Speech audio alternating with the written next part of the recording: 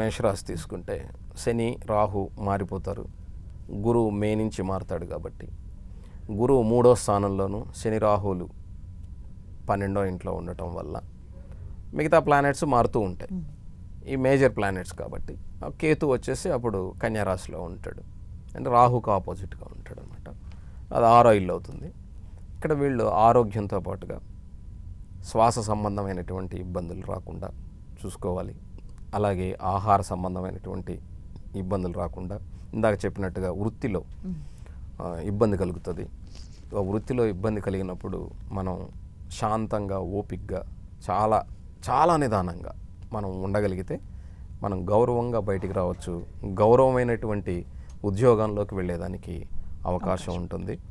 లాభ నష్టాలు పక్కన పెడితే లాభం నష్టం అన్నది మనం ఫైనాన్షియల్ మేనేజ్మెంట్ మీద ఉంటుంది. అది రాజపూజ్యం, అవమానం కూడా మనం మాట్లాడే దాని మీద ఉంటుంది.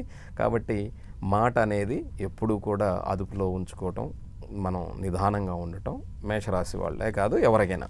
మేషరాశి వాళ్ళకి ఏంటంటే సింపుల్గా చెప్పాలంటే వృత్తిలో కలిగే ఆటంకాలకి నువ్వు కారణం కాకపోయినప్పటికీ, నీ మీద అసూయ ద్వేషాలు అయినప్పటికీ కూడా దాన్ని మనం జయించాలి అంటే మనం ఓపికతో ఉండాలి. మనం ఓపికతో ఉండగలిగితే ఖచ్చితంగా మనం జయిస్తాం. అలాగే అదే